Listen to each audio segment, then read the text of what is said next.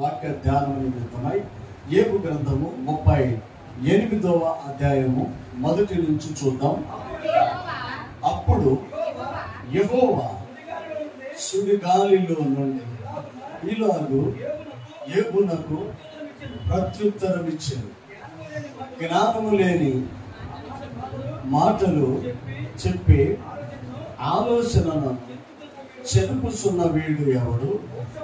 పౌరుషము తెచ్చుకొని నీ నడుము బిగించుకొను. పరిశుద్ధాత్మ దేవా నాతో మాట్లాడమనంటే ఆయన మీతో నాతో మాట్లాడి తృప్తిపరచగలిగిన దేవుడే మన దేవుడై ఉన్నాడు. యోబు నీతిమంతుడు, నిందారహితుడు, దేవుని యందు భయభక్తులు కలిగి చెడుతనమును విసర్జించిన వాడు. ఆ యోబు జీవితంలో దేవుని బిడ్డలారా అనేక కష్టాలు సరిచూస్తూ వచ్చింది. అనేక నష్టాల గుండా ఆయన వెళ్ళవలసి వచ్చింది. ఆ సమయంలో కూడా యోబు తన ధైర్యము చెడలేదు, భక్తిని పేడలేదు, విశ్వాసములో సన్నగిల్లలేదు. అప్పుడప్పుడు మనం మాట్లాడుతున్నట్లుగా ఆయన మాట్లాడలేదు. ఆయన జీవితం దేవుని బిడ్డలారా క్రైస్తవ ఆధ్యాత్మిక సంఘానికి ఒక రోల్ మోడల్. ఆయన జీవితం, ఆయన యొక్క సాక్ష్యం, ఆయన యొక్క మాటలు సంఘానికి ఆశీర్వాదకరంగా ఉంటాయి. ఆ మాటలు దేవుని బిడ్డలారా విశ్వాసిని కొనుకొలిపేవిగా ఉంటాయి. శ్రమలో ఎలా ఉండాలో నేర్పిస్తాయి. కష్టం వచ్చినప్పుడు ఏం మాట్లాడాలో నేర్పిస్తాయి. మనల్ని కృషి చేసే వ్యక్తులు మన ఎదురుగా నిలబడినప్పుడు, మనకి అనుమానాలు రేకించే వ్యక్తులు మనవాళ్లే అయినప్పుడు, చూడండి 2వ అధ్యాయము 6వ వచనము నుంచి, అందుకు యెహోవా అతడు నీ వశమనున్నాడు, అతని ప్రాణము మాత్రము నీవు ముట్టవద్దని చలవించను. కాబట్టి అపవాది యెహోవా సన్నిధి నుండి బయలువేరే అరికాలు మొదలుకొని నడినెత్తి వరకు పాదగల కురుపులతో యోబుని మొత్తెను. అతడు చెల్ల పెంకు తీసుకొని బూడిదలో కూర్చుండగా, అంటే ఇప్పుడు యోబు మానసికంగానే కాదు ఆరోగ్య విషయంగా కూడా బలహీనపడిపోయాడు. చాలా భయంకరమైన వేదంలో ఉన్నాడు, నిరాశలో ఉన్నాడు. చాలా దేవుని బిడ్డలారా తనకి ఆ సమయంలో శ్రమ వచ్చినప్పుడు, ఒంటరితనం వచ్చినప్పుడు, ఏదైనా మనకి బాధ వచ్చినప్పుడు, రోగిగా ఉన్నప్పుడు, లేక హాస్పిటల్లో ఉన్నప్పుడు, ఏదైనా సమస్య వచ్చినప్పుడు మనుషులు కోరుకునేది ఏంటంటే ఆదరణ కోరుకుంటాడు, ధైర్యపరిచే మాట కోరుకుంటాడు, నేను ఉన్నాను పర్వాలేదు అనే చెప్పే వ్యక్తులు కావాలని కోరుకుంటాడు. ఏ మనిషి అయినా సంతోషంగా ఉన్నప్పుడు ఒక మనిషి సహాయాన్ని కోరుకుంటాడో లేదో తెలియదు, కానీ ఒంటరితనంలో రోగిగా ఉన్నప్పుడు, బలహీనంగా ఉన్నప్పుడు అతనికి కావాల్సింది ఒక సరైన సహకారి కావాలి. అతనికి కావాల్సింది ధైర్యం చెప్పే వ్యక్తులు కావాలి. ప్రియ దేవుని బిడ్డలారా, ఏముంది యోబు దగ్గర? పిల్లలు లేరు, ఆస్తి లేదు, మందలు లేవు, తనకంటూ ఏదీ లేదు.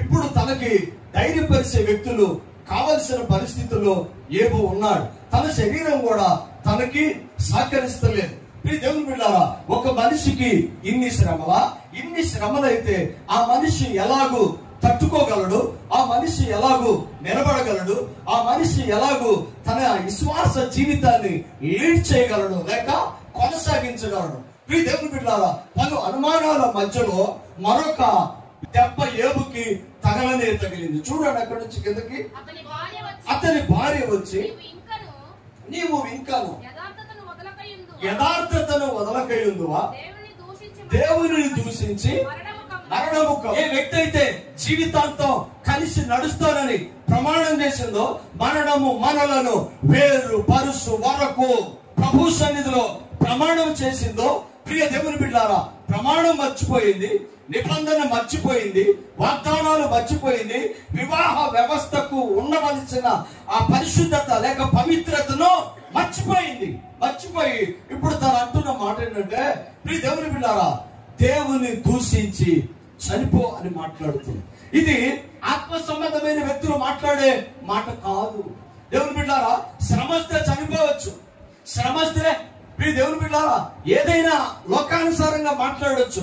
కానీ ఇక్కడ ఏమంటుందంటే దేవుని దూషించి చావు. అంటే దేవుని చిత్తానికి వ్యతిరేకంగా నిలబడుతుంది. చనిపోవచ్చు, కానీ దేవుని స్తుతించు చనిపోవచ్చు, చనిపోవచ్చు ప్రార్థన చేస్తూ చనిపోవచ్చు, చనిపోవచ్చు వాక్యం చెబుతూ చనిపోవచ్చు, చనిపోవచ్చు సాక్షిగా నిలబడి చనిపోవచ్చు. ఇక్కడ ఈవిడ అంటదే దేవుణ్ణి దూషించి చనిపో. ఎందుకు ఈ మాట అంటుందంటే, దేవుని బిడ్డ దేవుణ్ణి దూషిస్తే ఆ మనిషి ఎక్కడికి వెళ్ళిపోతుంది, ఆత్మ ఎక్కడికి వెళ్ళిందంటే నరకానికి వెళ్ళిపోయింది.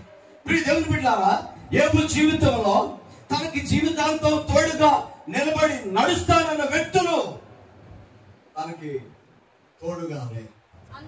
యోబు జీవితంలో దేవుని బిడ్డారా ఎన్నో శ్రమలు, ఎన్నో వేదన, ఎంతో దుఃఖాన్ని ఆయన భరిస్తూ వచ్చాడు.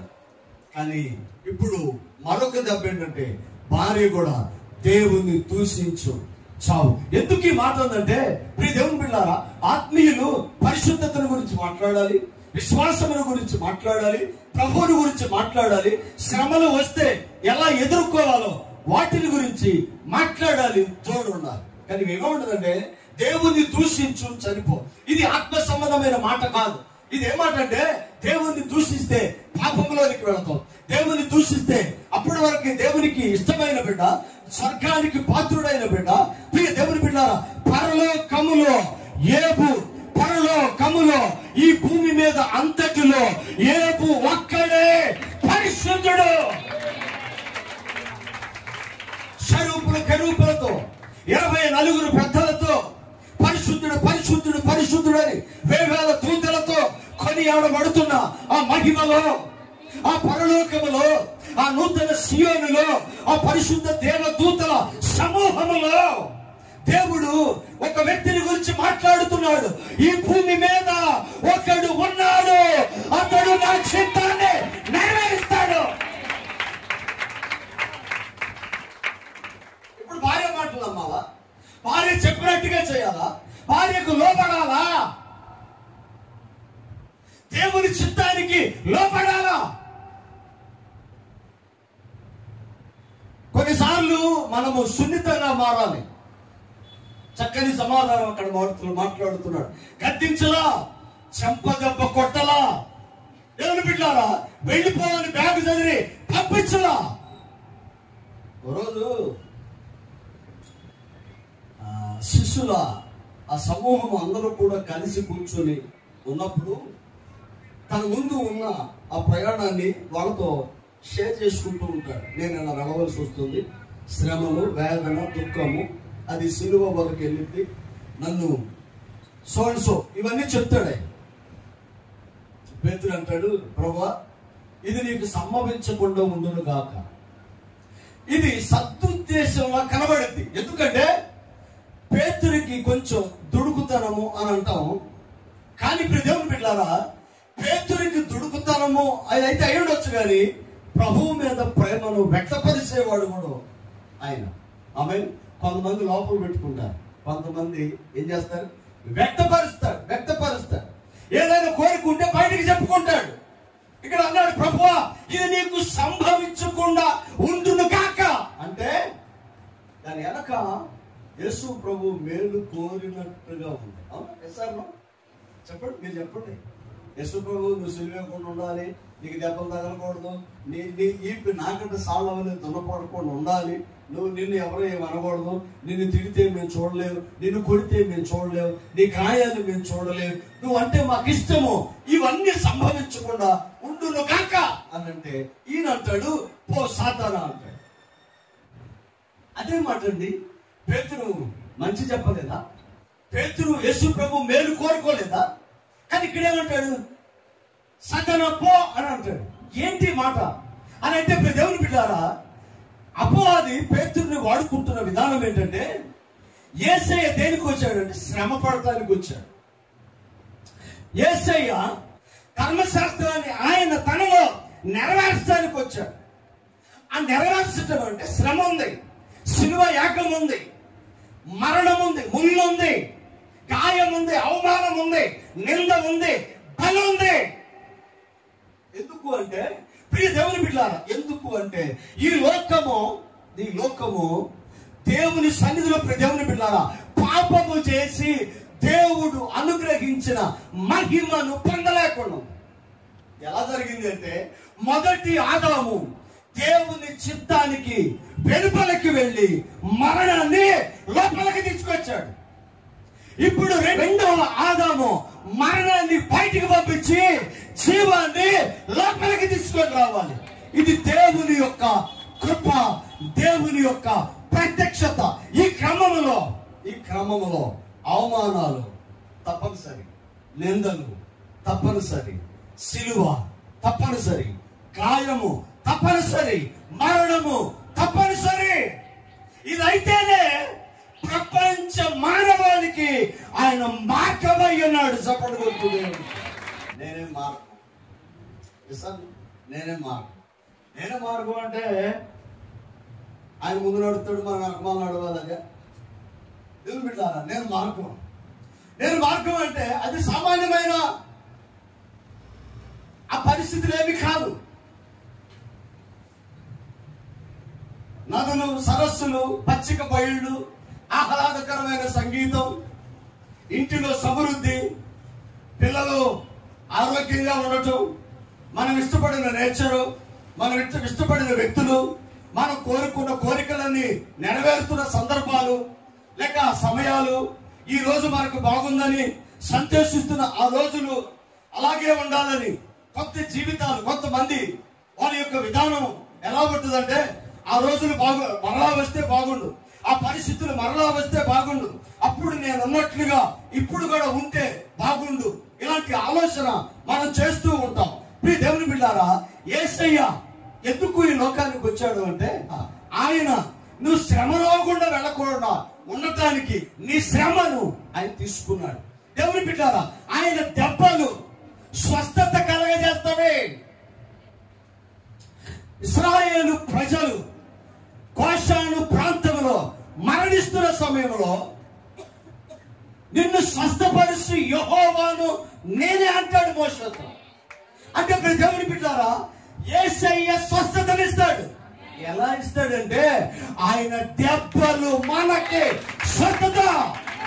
యెషయా 53:5 మాట్లాడతాడు. అంటే ఇప్పుడు మనం రోగిగా ఉండకూడదంటే ఆయనకి దెబ్బలు అవశ్యము, ఆయన గాయములు స్వస్థత. మనం ఆరోగ్యంగా ఉండాలి అంటే ఆయనకు గాయము ఉండాలి. యేసు రక్తము ప్రతి పాపముల నుండి మనలను పరిశుద్ధపరుచును. ఇప్పుడు ఆయన రక్తము చిందించాలి. ఇవి అనివార్యం. రక్తం వద్దు ప్రభువా, నిందొద్దు ప్రభువా, గాయం వద్దు ప్రభువా, మరణం వద్దు ప్రభువా, నువ్వు అంటే నాకు ఇష్టం అని అంటే నువ్వు సరిపోవాలి, నువ్వు అవమానపరచబడాలి, నువ్వు నిందలు పాలవుతావు, నువ్వు దేవుని బిడ్డలారా నష్టమవుతావు, నువ్వు చనిపోతే నరకానికి వెళ్తావు. అదే నీ మరణాన్ని నేనేసుకొని, నీ అవమానం నేనేసుకొని, నిన్ను నేను విమోచించి నీ పక్షంగా నేను సిలువయ్యాను. అదే ప్రభు చేసిన యజ్ఞం. దాన్ని వద్దంటే యేసు ప్రభు ఇది నీకు సంభవించకుండా ఉండును గాక అని అంటాడు.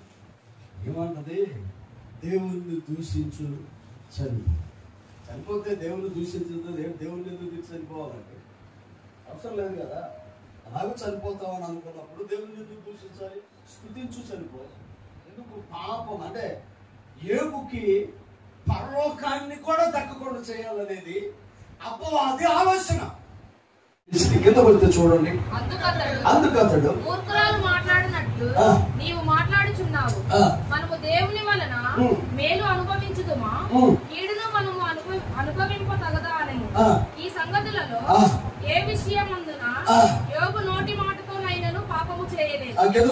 తేమానీయుడైన ఎలీఫజు, హిషీయుడైన బిల్దరు, నయమాతీయుడైన జోపరు అని యోబు ముగ్గురు స్నేహితులు అతనికి సంభవించిన ఆపదలన్నిటినీ గూర్చి వినిన వారై అతనితో కూడా కలిసి దుఃఖించుటకు అతని ఓదార్చుటకు పోవలనని ఆలోచించుకొని విడిచి వచ్చి వారు వచ్చి నిలబడి చూసినప్పుడు అతన్ని పోల్చలేక తమ వస్త్రములను చింపుకొని ఆకాశము తట్టు తలల మీద తూలి చల్లుకొని ఎలుగెత్తి ఏడ్చి అతని బాధను అత్యధికముగా ఉన్నందున గ్రహించి ఎవరును అతనితో ఒక్క మాటైనను మాట్లాడలేదు. రేయింబగలు 7 దినములు అతనితో కూడా నేలను కూర్చున్నారు. రింగ్ ఆఫ్ సైలెంట్ అంటాం కదా, ఎలా అయిపోయిందంటే పిన్ను కింద పడిన పెద్ద శబ్దం వస్తుంది. అలా సైలెంట్ అయిపోయారు. కారణం ఏంటంటే ఏగు శ్రమలు, ఆయన కష్టము, ఓదార్తామని వచ్చారు, ధైర్యపడతామని వచ్చారు, పలకరిద్దామని వచ్చారు, మేము నీకు తోడుగా ఉంటాము అని చెప్పి వెన్ను తడదాము అని వచ్చిన ఈ 3 స్నేహితులు అలాంటి దూరాన 7 రోజులు ఆయనతో ఏమీ మాట్లాడకుండా మౌనంగా కూర్చున్నారు. దేవుని బిడ్డలారా, ఈ సృష్టిలో మనకి మన మేలును కోరేది 2 కనబడతారు. 1 మంచి స్నేహితుడు, 2 భార్య భర్తలు. దేవుడు నిన్ను కలగజేసుకోవాలి అంటే నీ జీవితంలో నువ్వు అలసిపోగలన్నా అలసిపోవాలి, లేకపోతే మౌనంగానన్నా ఉండాలి. భార్య మాట్లాడింది, స్నేహితులు మాట్లాడారు, స్నేహితులతో ఈయన మాట్లాడారు. ఏమండి, సమాధానం దేవుని దగ్గర దొరికింది, స్నేహితుల దగ్గర సమాధానం దేవుని దగ్గర దొరికింది, భార్య దగ్గర. ఆమేన్. నువ్వు నీకు కావలసింది పొందుకోవాలంటే ఉపవాసమే, ప్రార్థనే, ప్రభువు పాదాలే, ఆయన దగ్గర నుంచే రావాలి.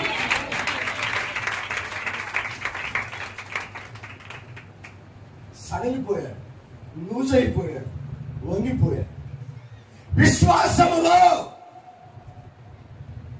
కుంగిపోయాడు. ఇది ఏ మనుషుడు కూడా నిలబట్టలేని పరిస్థితిలోనికి ఏబు నెట్టివేయబడ్డాడు. అప్పుడు నేనేం చేయలేను, నా వల్లేం కాదు, నా ప్రయత్నాలన్నీ మానుకున్నాను అనే ఒక దశలోనికి వచ్చేస్తాం. అది ఎవరికైనా ఉంటుంది జీవితంలో. మీ జీవితంలో కూడా ఒక అనుభవం ఉంటుంది. ఇవి ఎందుకు మాట్లాడుతున్నాం అంటే, ప్రభువు ఈ ఉదయకాలం మీతో ఎందుకు ఇలాంటి సంభాషణలు చేయవలసి వస్తుందంటే, మీ జీవితంలో ఇలాంటి ఒక అనుభవాన్ని నువ్వు దాటైనా వచ్చి ఉండాలి. ఒకవేళ ఈ అనుభవం నీకు రాకపోతే ఇక ముందు ఎదురు పడితే మౌని అయిపోయాడు. తన ప్రయత్నాలు విఫలమైనవి, తన ఆలోచనలు విఫలమైనవి, తన నిర్ణయాలు విఫలమైనవి, తను కట్టుకున్న ఆశలు గోడలు కూలిపోయినాయి. ఆ సమయంలో ఏబు, నీ ప్రయత్నాలన్నీ చేసావా? తిరిగావు, వెళ్ళావు, కలిసావు, ఆలోచన చేసావు, అన్నీ అయిపోయింది ప్రభువా, మౌనంగా ఉన్నా. అప్పుడు 38లో నుంచి యెహోవా సుడిగాలిలో నుండి ఏబుతో ముఖాముఖిగా మాట్లాడాడు. దేవుడు అనుకున్న మాట భార్య కాదు, స్నేహితులు కాదు, డైరెక్ట్ గా ఏబే ఇప్పుడు సిలువ కూర్చోడు. ఏమంటాడు? మాటల చేత నీ ఆలోచన చెరుపుతున్న వాడు ఎవడు? అపవాది కాదా? దర్శనం కోల్పోయావు, విశ్వాసం కోల్పోయావు. దేవుడు దీవిస్తాడని ఇప్పుడు నమ్మట్లా, దేవుడు రోగం తగ్గిస్తాడని ఇప్పుడు నమ్మలేకపోతున్నావు. నా దేవుడు సజీవుడు, నన్ను ఖచ్చితంగా ఉన్నతమైన స్థితిలో నిలబెట్టాడు. ఆ దర్శనం ఈ రోజు నీకు లేదు.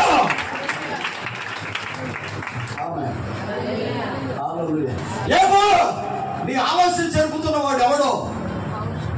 ఎవరు? పౌరుషం తెచ్చుకొని నీ నడుము బిగించుకో. ఒక మనిషి ఒక ఉద్యమానికి సిద్ధపడుతున్నప్పుడు, ఒక మనిషి పోరాటానికి వెళుతున్నప్పుడు, ఒక మనిషి ప్రియ దేవుని బిడ్డలారా విజయాన్ని చూడాలి అంటే దానికి ముంగుర్తు నడుము కట్టుకోవటం. నడుము కట్టుకోవటం.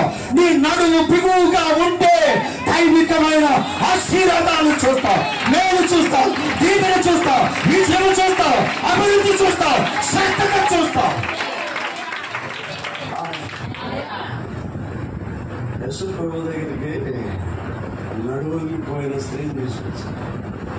ఇక్కడ అంటాడు, ఏమో నడుము పెట్టుకో, సరిగ్గా నిలబడు.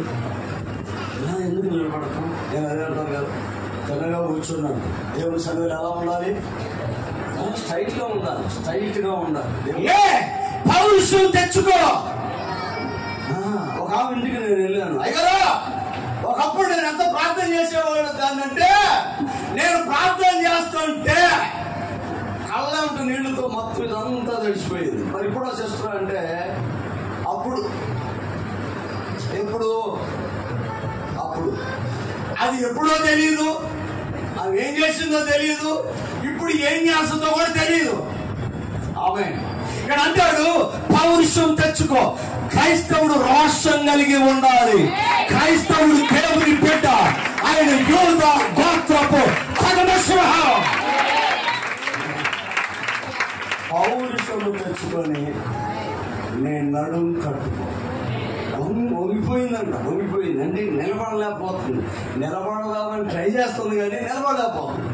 ఎందుకంటారా, కొంతమంది అంతే, ఎప్పుడు ఒక్కొక్కరు ఎవరు వచ్చి నిలబెట్టాలి. పిండి యాంటి మందిరానికి రావటం కుదరతలేదమ్మా, మళ్ళీ వెళ్ళి నిలబెట్టాలి. ఆ సెక్టర్ మెస్ సెక్టర్లో గ్లోరక్కు ఇవి ఉన్నారు కదా, వారం వెళ్ళి నిలబెడతాము. అపవాదిగాడు నిన్ను చిక్కించుకొని, నిన్ను నష్టపరిచి, నిన్ను నరకానికి తీసుకొని వెళ్ళాలని వాడు ఏర్పాటు చేసిన ఊరుల్లో నువ్వు ఎందుకు పడతావు? నువ్వెందుకు పడవు? నేను దీవించబడను. వీడికి డిసైడ్ అవుతారు. వీడికి నేను చచ్చిపోతాను పిల్లి, నేను బతకను. డాక్టర్ గారు కూడా చెప్పేశాడు, నేను బతకను, నేను చచ్చిపోతా. ఇక నా పిల్లలు దీవించబడరు, నా పరిస్థితి ఇంతే, నా బతికింతే, నా వ్యాపారం ఇంతే, నేనేది పట్టుకున్నా ఇంతే. ఎవరు బిడ్డారా, ఈ నోటి మాటకు శక్తి ఉండదు. తండ్రి అంట, అరే నేను జస్ట్ నువ్వు అడుగుతున్నావురా అన్నాడంట కొడుకు. తర్వాత అడుగుతున్నాడు ఎవరు ఆయనని, అరే వీడి తండ్రి బతుకున్నప్పుడు నేను జస్ట్ అడుగుతున్నావు అని అనేవాడు. ఇప్పుడు అది చనిపోయాడు, అడుగుతున్నావురా. తండ్రి శాపం కదా, ఏది పెడతాడు అన్నవాడు. నువ్వు దేని తలంచుకుంటావో అది నీకు సంభవిస్తుంది. నువ్వేది కోరుకుంటావు అది నీకు సంభవిస్తుంది. దేనికి భయపడతావో అది నీకు సంభవిస్తుంది. ఏపు కూడా అదే అంటారు, నాకు ఏది రాకూడదని భయపడ్డాను. మనోడికి కొంచెం సెల్ఫ్ ప్రొటెక్షన్ ఎక్కువ, నేనేమైపోతాను. కొంతమందికి పొద్దున్నే లేచి నేను బతికే ఉన్నానా అని మళ్ళీ చూసుకుంటారు. మళ్ళీ పడుకునేటప్పుడు ప్రభు పొద్దున్నే నువ్వు మేము లెగితే నీ స్తోత్రం, లేకపోతే దేవాని స్తోత్రం. డౌట్ గా పడుకుంటారు. కొంతమంది మధ్యలో లేచి చూసుకుంటారు పిల్లల్ని, మా పిల్లలు ఉన్నారా చూసుకుంటారు. కొంతమంది భార్యలు చూసుకుంటారు, కొంతమంది భర్తలను చూసుకుంటారు. ప్రేమ ఎక్కువ కదా భర్త అంటే. అసలు కొంతమంది భార్యలు ఉన్నారండి, పిల్లలు కూడా చూసుకోరు, అంత ముద్దుగా చూసుకుంటారు భర్తల్ని. దేవుని స్తోత్రం. తల్లిదండ్రులు ఉండరు, కొన్నాళ్ళ నుండి చచ్చిపోతారు. పిల్లలు ఉండరు, రెక్కలు వస్తే ఎగిరిపోతాయి. కొంతమంది అండి తల్లిదండ్రులు చూసుకొని భార్యను పట్టించుకోరు. మా అమ్మ ఉందిగా, మా నాన్న ఉన్నాడుగా అని భార్య చూసినట్టు చూస్తారు. కానీ ఎప్పుడు అలా చూడకూడదండి. ఆమె మనం నేర్చుకోవాల్సినవి కొన్ని ఉంటాయి. జీవితాంతం నీతో నడిచేది నీ పిల్లలు కాదు, జీవితాంతం నీతో నడిచేది నీ తల్లిదండ్రులు కాదు. కష్టం వచ్చినా, శ్రమ వచ్చినా, బాధ వచ్చినా, కరువు అయినా, ఉన్నా లేకపోయినా నీతో నడిచేది నీ భార్య. అయినప్పుడు నేను చుట్టు పట్టుకొని పిలిగి, ఈ ముసలోడు మామూలుడా, ఈ ముసలోడు నన్ను మామూలుగా ఇబ్బంది పెట్టాడు, అప్పుడు కొట్టకూడదు. అందుకని భార్యను ప్రేమించాలి. భార్య అవసరం నీకు ఇప్పుడు తెలియదు. బలం ఉంది కదా, అమ్మా నాన్న ఉన్నారు కదా, లేకపోతే డబ్బు ఉంది కదా, ఉద్యోగం ఉంది కదా, స్నేహితులు ఉన్నారు కదా, నా అనేవాడు ఉన్నారు కదా. ఇప్పుడు తెలియదు. ఒకరోజు భార్య చేతిలో ఉంటాం. నిబంధన కదా, వివాహంలో నిబంధన అదే. మరణము మనలను వేరుపరచు వరకు కలిసే సన్నిధిలో మనం ఎప్పుడు కూడా గుర్తుపెట్టుకోవాల్సింది అదే. ప్రభువుతో ఒక ఉడంబడిక చేశాం, ప్రభువుతో ఒక నిబంధన చేశాం, ప్రభువుతో నడవాలని వాగ్దానం చేశాం. ఆమేన్. ఈ మధ్యలో ఏమైనా రావచ్చు, విశ్వాసాన్ని కోల్పోకూడదు, దర్శనం కోల్పోకూడదు, గురి కోల్పోకూడదు. మనమంటూ అడుగు పెడితే పరలోకంలో అడుగు పెట్టేలాగుండా. దేవునితో నిబంధన, దేవునితో ఒడంబడిక ఒకవేళ లోక సంబంధమైనది అయితే ఏబు మనవలే అయిపోయేవాడు. ఏబుకు తెలుసు ఈయన సంబంధమైన. అందుకే అంటాడు యెహోవా ఇచ్చాడు, యెహోవా తీసుకున్నాడు, ఆయనకే మహిమ కలుగునుగా. నిబంధన అంటే అదండి. ఓతమిచ్చి ధైర్యపరిచి వెన్ను తట్టి నిలబెట్టగలిగిన ఒక తోటి మనిషి తనకు కనబడలేదు ఈ లోకం. ఏమవ్వాలి? దేవుడా నిబంధన చేశాడు. భూలోకంలో ఏబు లాంటి భక్తుడు లేడు అని అన్నాడు. ఇప్పుడు ఎక్కడ ఏబు తన విశ్వాసానికి బీట్లిచ్చినా, సన్నగిల్లినా, అనుమానంగా మాట్లాడినా పరలోకంలో ఆయన నామానికి అవమానం కలిగింది.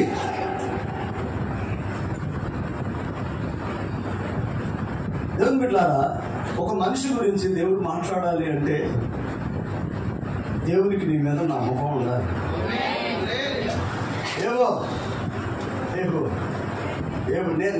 నేను మాట్లాడుతాను వినవయ్యా, నేను మాట్లాడుతాను విను. రోషము కలిగి ఉండు. ఏబో రోషము తెచ్చుకొని నీ నడుము బిగించుకో. ఒకవేళ చడలిపోయావేమో, బలహీనపడ్డావేమో, 10 సంవత్సరాల విశ్వాస జీవితంలో అలిసిపోయావేమో, నిన్న కాక మొన్న బాప్తిసం తీసుకొని ప్రభువు ఉన్నాడా అని మాట్లాడుతున్నావేమో. జాగ్రత్తగా గుర్తుపెట్టుకోవాల్సింది ఒకటి, సమస్యలు ఏదైనా వాటిని జయించిన యేసయ్య నీ ముందున్నాడు. ఖచ్చితంగా అది నిన్ను అద్దరికి తాకింపజేస్తాడు. 63, 64 క్వశ్చన్లు వేస్తాడు. 48 నుంచి 38 నుంచి 40 వరకు. 62, 63 క్వశ్చన్లు వేస్తాడు. వాటిలో 1-2 చదివి నేను ప్రార్థన చేస్తాను. చూడండి, 38:4 చూడానా? నేను భూమికి పునాదులు వేసినప్పుడు నువ్వు ఎక్కడ ఉన్నావు? ఇది క్వశ్చన్. ఎవరికైనా తెలుసా అండి ఎక్కడ ఉన్నావు? చూడు ఒకసారి 38, 39 చూడు. ఆడు సింహము నిమిత్తమును నీవు ఎర్రను వేటాడినవా? సింహపు పిల్లలు తమ గృహములో పడుకున్నప్పుడు, తన గృహంలో పొంచి ఉన్నప్పుడు నీవు వాటి ఆకలి తీర్చదవా? సింహపు పిల్లలు కొదవగలిగి ఆకలి గొనును గాని యెహోవాను ఆశ్రయించు వారికి నేను కొదవై ఉండను. 39:1 అడవిలోని కొండ మేకలు వీను కాలము నీకు తెలియనా? నీకు 26 చూడానా?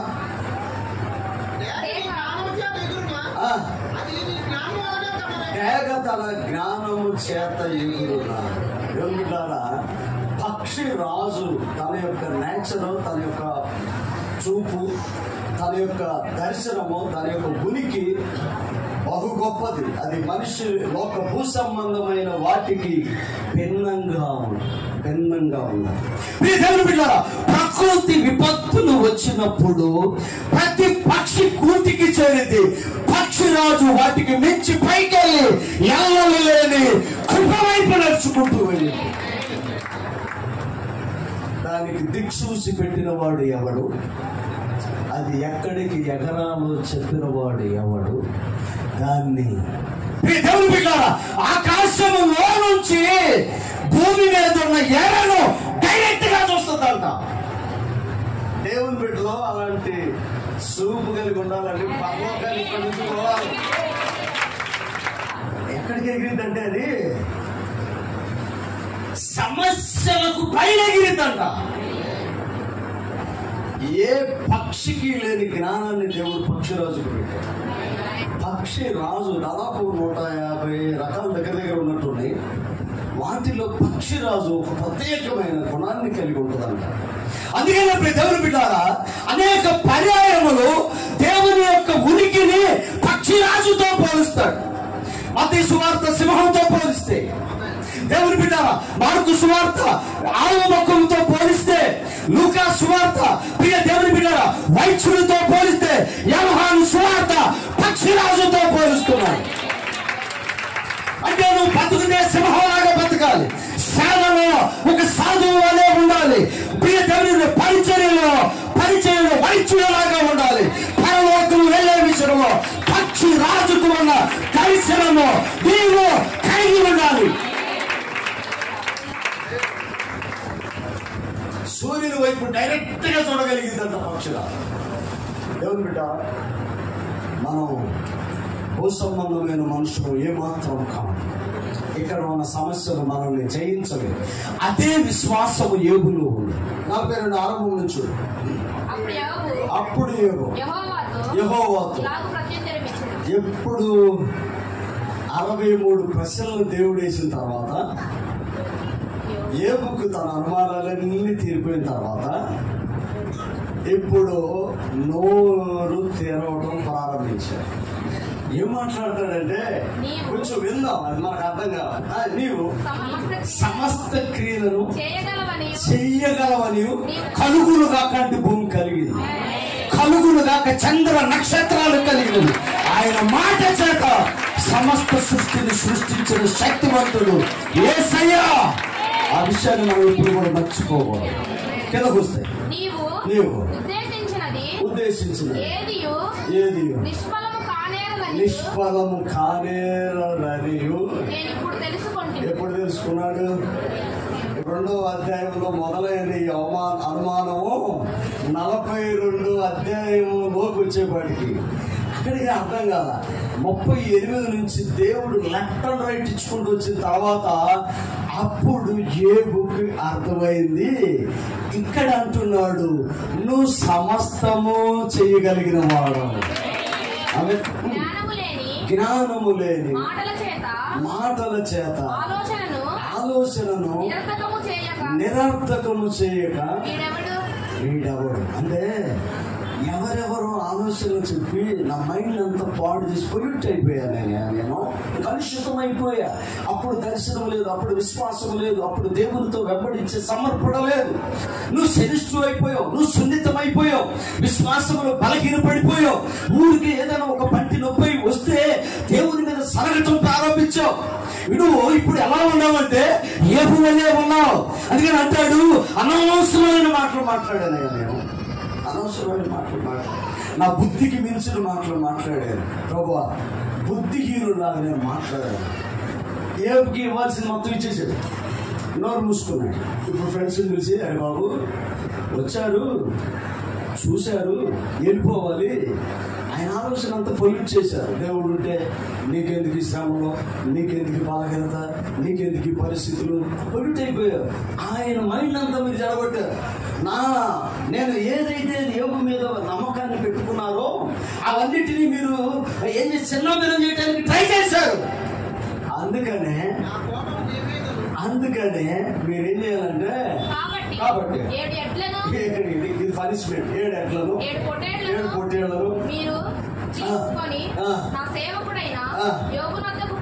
పోయి దహన బలి అర్పించదు. ఇక్కడ పనిష్మెంట్ రేపు లెఫ్ట్ అండ్ రైట్ ఇచ్చాడు, రేపు సెట్ అయిపోయాడు. యోబు స్నేహితులకి పనిష్మెంట్ అడిగాడు, పనులు ఇచ్చారు, పశ్చాత్తాపడ్డారు. ఇప్పుడు కిందకు వస్తే యోబు 10వ వచనం చూడండి. మరియు యోబు తన స్నేహితుల నిమిత్తం ప్రార్థన చేసినప్పుడు యెహోవా అతని క్షేమ స్థితిని మరలా అతనికి దయచేసింది. అప్పుడు యెహోవా యోబును మొదట ఆశీర్వదించిన దానికంటే మరి అధికంగా ఆశీర్వదించాడు. అతనికి అంటే అంతకుముందు ఎన్నో ఉన్నాయి, 7,000 ఉన్నాయి. ఇప్పుడు ఏమైనాయి? 14,000 అయినాయి. కిందకు వస్తే అప్పుడు ఎన్ని ఉన్నాయి? 3,000 ఉన్నాయి. ఇప్పుడు ఎన్ని అయినాయి? 6,000 అయినాయి. కిందకు వస్తే అప్పుడు ఎన్ని ఉన్నాయి? 500 జతలు. ఇప్పుడు ఎన్ని అయినాయి? 1000 జతలు ఎట్లు. ఇంకా కిందకు వస్తే అప్పుడు ఎన్ని ఉన్నాయి? 500 ఆడగాడు. ఇప్పుడు ఎన్ని అయినాయి? 1000 ఆడగాడులు కలిగాను. ఇంకా కిందకు వస్తే మరియు అతనికి 7 కుమారులు 3 కుమార్తెలు. మరి అసలు డబల్ అవ్వాలంటే ఏమవ్వాలి? 20 మంది కావాలి కదా. ఈ లోకంలో పోయిందంతా లోక సంబంధమైనది. ప్రతి ప్రాణి జీవికి కూడా శరీరము ప్రాణమే ఉంటుంది, కానీ మనుషులకి ఆత్మ ఉంటుంది. ఈ 10 మంది పరలోకం చేర్చబడ్డారు. 7 కుమారులు పిల్లలు 10 మంది పరలోకంలో ఉన్నారు. 10 మందిని యేసయ్య ఈ భూమి మీద ఇచ్చాడు. పిల్లలు కూడా రెట్టింపులుగా దేవుడానికి అనుగ్రహించాడు. తలవంచండి ప్రార్థన. ప్రేమ కలిగిన దేవ, సత్యస్వరూపి, కృప సమృద్ధినిచ్చివాడానికి మహిమ. కొన్నిసార్లు అయ్యా భయపడిపోతాం, బాధపడిపోతాం. చిన్న చిన్న సమస్యలు మా విశ్వాసాన్ని కొల్లదీస్తాయి. ఒడిని మర్చిపోతాం. గమ్యాన్ని చేరుకునే అనుమానం మా మధ్యలోని కోసం.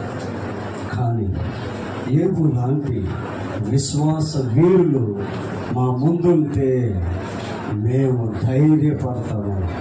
మాతో నీవు మాట్లాడు దేవా. మా అధైర్యములో, మా ఒంటరితనములో, మా నష్టములో మేము ఏబోలే నిలబడే కృపను దయచేసి మా దర్శనం పరలోకం, మా ప్రయాణం నిత్యత్వం, మా విశ్వాసం నీతో.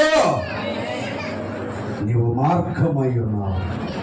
నీతో నడిచి కృపను, ఓర్పును, ధైర్యమును ఇక్కడ ఉన్న వారందరికీ మీరు అనుగ్రహించి పేరు పేరున దీవించున్నాను.